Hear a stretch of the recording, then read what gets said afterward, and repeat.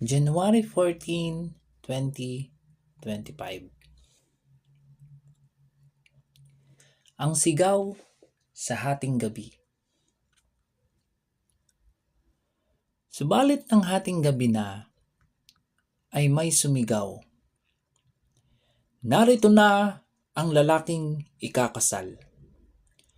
Lumabas kayo upang salubungin siya. Mateo chapter 25 verse 6.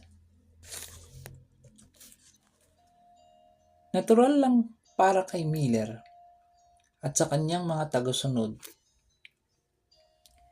na maakit ang kanilang mga sarili sa dakilang sermon ni Jesus tungkol sa pagparito na matatagpuan sa Mateo 24 at 25. Ngunit ang talinghaga ng 10 birhen na matatagpuan sa Mateo Kapitulo 25, versikulo 1 hanggang 13 ay lalong nakakuha ng kanilang pansin.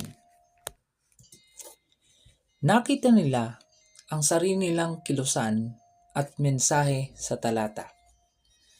Sa prosesong iyon, itinutugma nila ang kasaysayan, ang mga detalye ng talinghaga. Kaya't ganito nila nakita ang 10 birhen sa pangkalahatan bilang sangkatauhan na nasa kalagayan ng palugit nito. Ang 5 matatalinong birhen ay nananampalataya sa Diyos, habang ang mga hangal ay kumakatawan sa mga hindi nananampalataya. Ang mga lampara ay salita ng Diyos, at ang langis ay kumakatawan sa pananampalataya. Ang kasal para sa kanila ang naging sentro ng talinghaga. Iyon ang panahon kung kailan lilitaw si Kristo na lalaking ikakasal sa mga ulap ng langit. Ang kasal ay ang dakilang kaganapan kung saan patungo dito ang kumikilos ang lahat ng kasaysayan. Ang pagparito ng kasintahang lalaki ang pag-asa na nag-udyok sa kanila na isakripisyo ang kanilang mga kayamanan upang suportahan ang pangangaral ng kanilang mensahe. Ang kalagayan ng pagtulog ng mga birhen para sa mga Millerite ay nagpahiwatig ng kawalang interes at kamangmangan ng parehong mga Kristiyano at mga hindi mananampalataya sa malapit na oras ng pagparito. Ang sigaw sa hating gabi, ayon sa isinulat ni Miller, ay ang bantay o ang ilan sa kanila na sa pamamagitan ng salita ng Diyos ay nakatuklas ng oras ayon sa inihayag. At kaagad na nagbigay ng tinig ng babala, narito, ang kasintahang lalaki ay dumarating. Lumabas kayo upang salubungin siya. Sa madaling salita, ang sigaw ng hating gabi ang huling panawagan sa paggising upang ihanda ang mga tao para sa pagparito ng banal na kasintahan. Ngunit hindi lahat ay tutugon. Kaya gaya ng nakita ni Miller, ang reaksyon ng pagpapahayag ng sigaw ng hating gabi ay magbubunga ng pagkakahati sa pagitan ng matalino at mangmang, sa pagitan ng mga tumanggap ng mensahe at papalapit na kasintahan at ng mga patuloy na natutulog. Sa ikalawang pagparito mismo, ang mga pantas ay papasok sa kaharian kasama ang kasintahan. Ngunit para sa iba pa, ang pinto ay isinara. Nakita ni Miller ang pagsasara ng pinto bilang pagsasara ng palugit ng tao. Kaya naman, agaran ang kanyang mensahe.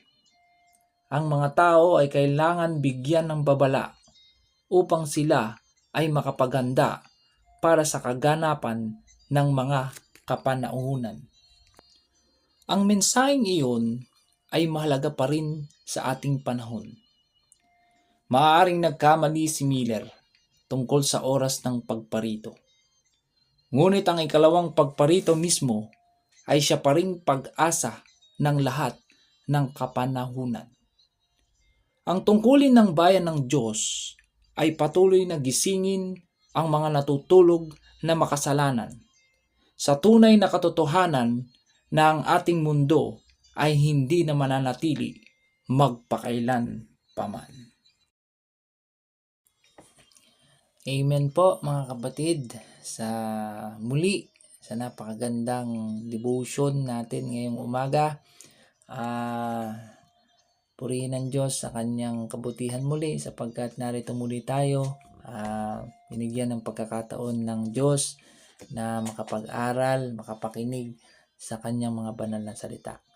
Salamat din sa Panginoon sa buhay at kalakasan sapagkat muli sa kanya nagmumula ang lahat. Ano po? At salamat at itong buhay at kalakasan na ito ay nagagamit natin sa kanya, sa kanya. At tayo ay muli ay narito at nakapag-aaral ng kanyang mga banal na salita. Muli sa ating pong reflection sa umagang ito, alam ko na sa ating pong istorya na narinig ay marahil ay may kanya-kanya tayong mga aral na napulot, ano po, at meron tayong mga kanya-kanyang reflection, ano po, na pwedeng i-share. So yung sa akin lamang po ay nais ko lamang pong i-share mga kapatid, ano po. So sa ating pong titulo pa lamang, sabi niya, ang sigaw sa hating gabi. At ang ating teksto ay nagmula po sa Mateo chapter 25 verse 6. At ang sabi, subalit ng hating gabi na ay may sumigaw, narito na ang lalaking ikakasal. Lumabas kayo upang salubungin siya. So kung makikita po natin mga kapatid, sa titulo pa lamang, ano po, ay kumbaga pwede nating sabihin na ito ay isang headline, ano po, na talagang eye-catching, ano po, talagang pag nabasa mo ay ano kaya yun? Ano kaya yung sigaw sa hating gabi? Ano? Okay, 'di ba? So dito mga kapatid, sa ating pong istorya na narinig dito po sa karanasan ni Miller at ganoon din sa ating pong susing talata at tungkol po doon sa 10 birhen at doon po sa lalaking ikakasal, ay narinig natin mga kapatid na pag-aralan natin na ito po ay patungkol sa pagparito pa rin ng ating Panginoong Hesus. Ano po? At dito nga po ikinukumpara na yung lalaking ikakasal ay walang iba kundi ang ating Panginoong Hesus. Ano po? At doon naman po sa 10 birhen na naghihintay, which is yung po yung bride, ano po, ay siyempre ito po ay tumutukoy sa bawat isa sa atin, ano po. Pero particular dito mga kapatid ay ang sabi meron daw pong dalawang grupo dito. Yung pong sa 10 birhen na yon na naghihintay ay merong 5 matatalinong birhen at sa isa namang grupo mga kapatid ay meron naman yung 5 birhen na mga mangmang. So narinig naman po natin at alam ko sa mga iba, alam po yung istorya nito. Ano po? Doon po sa mga 5 matatalinong birhen ay sila po yung nakasaksi doon po sa pagparito noong pong lalaking ikakasal. At doon naman po sa 5 ay na mangmang ay sila po yung mga nakatulog, ano po, at hindi nila nasaksihan yung pong pagparito ng ikakasal na lalaki.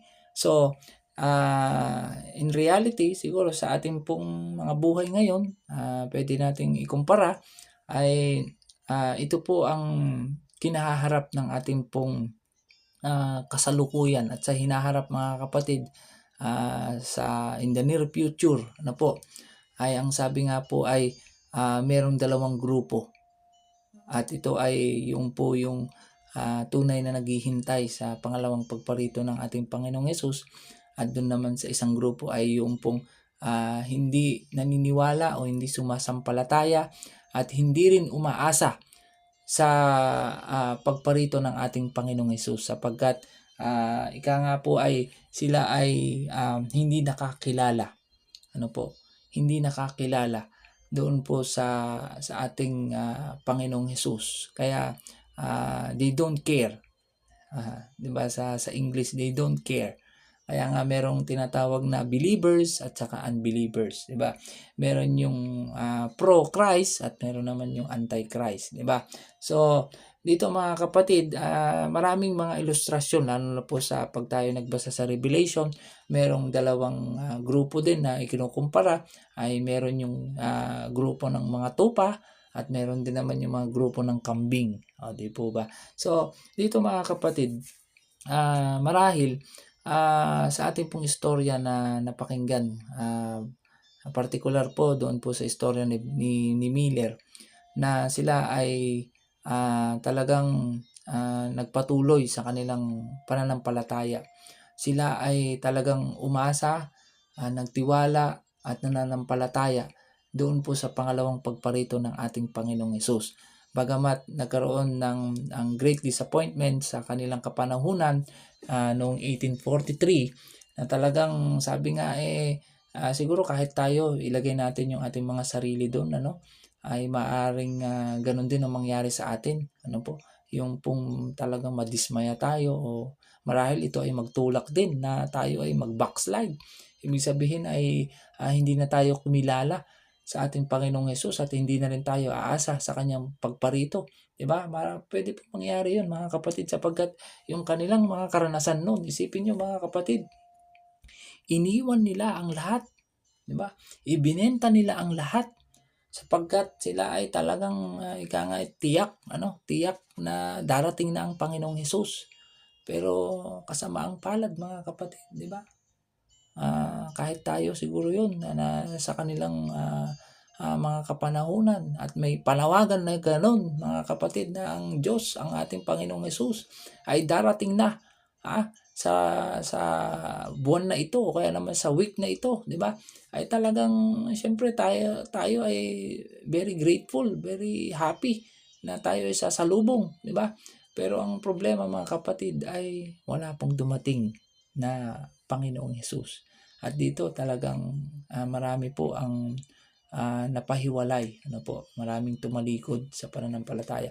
Pero dito sa istorya natin mga kapatid, we are praising God na ito nga, nababasa na natin istorya ni Miller, na sa kanyang karanasan, kahit na sila ay nakaranas ng ganun, ay nagpatuloy sila na sa kanilang at sila ay nanandigan sila sa kanilang pananampalataya, na hindi man dumating ang Panginoong Hesus sa kanilang kapanahunan, ay alam nila na darating pa rin ang ating Panginoong Hesus. Siguro sa ating pong mga buhay ngayon, ganyan din ang nangyayari, kasi kahit ako po, personally, ilang taon at ilang dekada ko na naririnig yung balita na yan, na malapit nang dumating ang ating Panginoong Hesus. Subalit hanggang ngayon mga kapatid, wala pa rin, di ba? Pero ganun pa man mga kapatid, ay ako pa rin ay nananatili, praise the God, praise God, tayo pa rin ay nananatili, praise the Lord, dahil sabi nga maganda pa rin na umasa, magtiwala at manampalataya sa ating Panginoong Hesus, sapagkat tayo na mananampalataya mga kapatid ay alam natin na may purpose ang Panginoon kung bakit, o may dahilan ang ating Panginoong Hesus kung bakit hindi pa rin siya dumarating. Marahil siguro sa isa sa mga kadahilanan ay kaya wala pa rin siya ay binibigyan niya tayo ng pagkakataon, lahat tayo mga kapatid, na makapagbago. Alam natin mga kapatid, we still perfect, hindi pa tayo perfecto, hindi pa tayo sakdal sa araw-araw nating pamumuhay, di ba? Ay patuloy pa rin tayo nagkakasala, nagkukulang, di ba? Kaya nga sabi, wala pa mga kapatid, hindi pa natin pwedeng sabihin na tayo ay mga sakdal. Mahirap sabihin mga kapatid, pero ito yung katotohanan. Pero tayo mga kapatid na nagpapatuloy ay by the grace of God mga kapatid, at saka sa katwiran ng ating Panginoong Hesus, mga kapatid, ay ito ay makikita ng ating Diyos, at tayo ay magiging karapat dapat na tumanggap ng buhay na walang hanggan. Basta tayo ay magpatuloy lamang. Kaya nga sabi niya mga kapatid, ang magtiis hanggang sa wakas, ang siya lamang maliligtas, mga kapatid. Kaya yung tinatawag na enduring commitment ay dapat sa atin ay naroon, mga kapatid. Yung character, yung fruit of the Holy Spirit, mga kapatid, yung pagtsatsaga, pagtitiis, di ba? Yung long suffering, mga kapatid, ay dapat ay ma-develop talaga sa atin. Kaya siguro yan ay itinuturo pa rin sa atin ng ating Panginoong Hesus. At pangalawa, mga kapatid, ay masarap ding isipin na ipinagkakaloob sa atin yung pagkakataon na habang may panahon pa rin ay maabot natin yung mga tao na hindi pa rin nakakaalam ng mabuting balita ng kaligtasan, di po ba? At partikular itong ating mga pamilya, mga kapatid, binibigyan pa rin tayo ng pagkakataon ng Diyos na sila ay abutin, di ba? Isipin na lang natin, mga kapatid, kung tayo ay pumaroon sa langit na bayan at wala po ang ating mga pamilya, di ba? Tayo ba, gusto ba natin ganun, mga kapatid? Tapos ang isa sa mga siguro ironic na pwede nating isipin ay nandoon yung kapitbahay mo, dahil yung kapitbahay mo ay napaabutan mo ng mabuting balita ng kaligtasan at tumanggap, pero yung ating mga pamilya wala doon, di ba? Napakahirap isipin nun, mga kapatid. Kaya this is the time, mga kapatid, we will go, di ba? I will go with my church, I will go with my family, mga kapatid, na i-spread ang mabuting balita ng kaligtasan.